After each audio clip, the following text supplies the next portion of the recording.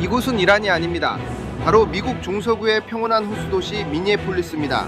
이곳이 2026년 새해를 피와 화염으로 맞이했습니다. 체감온도 영하 20도, 살인적인 한파와 겨울 폭풍조차 분노한 민심을 가라앉히지 못하고 있습니다. 현재 도시 곳곳에는 주방위군이 배치되었고 대통령은 백악관에서 군대 투입을 위한 내란법 활동 카드를 만지작거리며 최후 통첩을 날리고 있습니다. 연방정부의 예산 지원 중단이라는 경제적 목적이부터 실제 군사적 충돌의 위기까지 지금 미국은 헌법 제정 이후 가장 위험한 내전적 상황에 직면해 있습니다.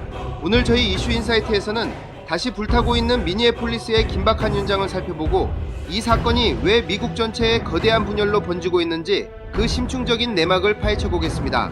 본격적인 분석에 앞서 저희 채널의 깊이 있는 콘텐츠 제작에 큰 힘이 되는 구독과 좋아요 그리고 알림 설정까지 꼭 부탁드립니다.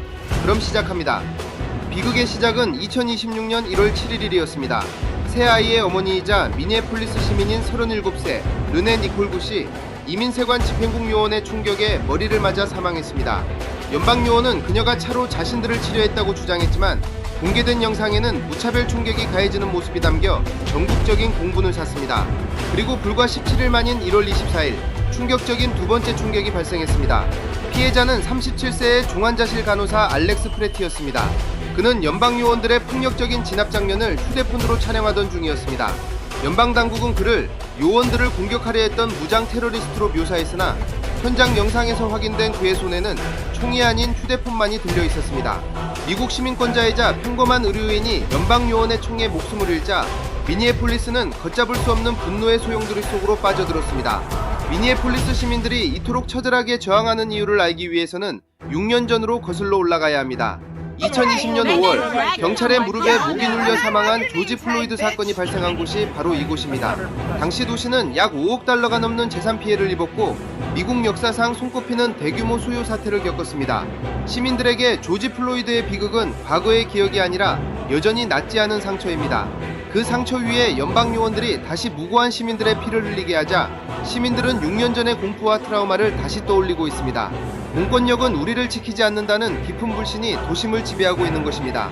이번 사태의 이면에는 메트로서지라는 대규모 연방작전이 있습니다. 트럼프 행정부는 범죄 척결과 불법 체류자 검거를 명분으로 약 3,000명의 무장요원을 이 도시에 투입했습니다. 하지만 이들은 영장 없는 수색과 과잉 진압으로 도시를 공포에 몰아넣고 있습니다. 정치적 갈등은 정점으로 치닫고 있습니다.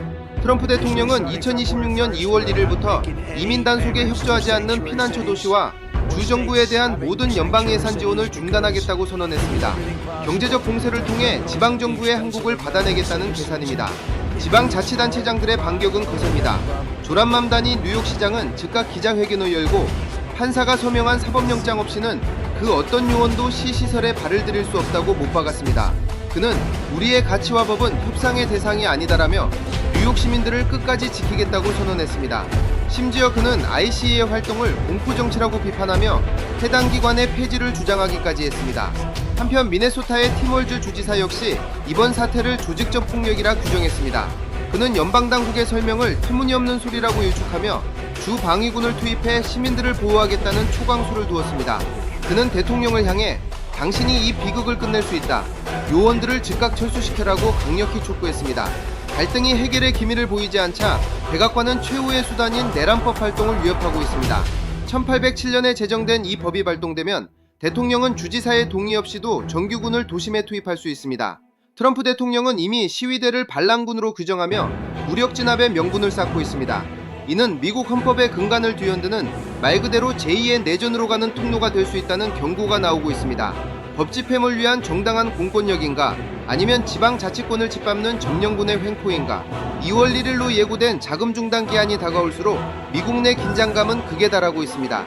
과연 2월 1일 이후 미국은 어떤 모습으로 변해 있을까요?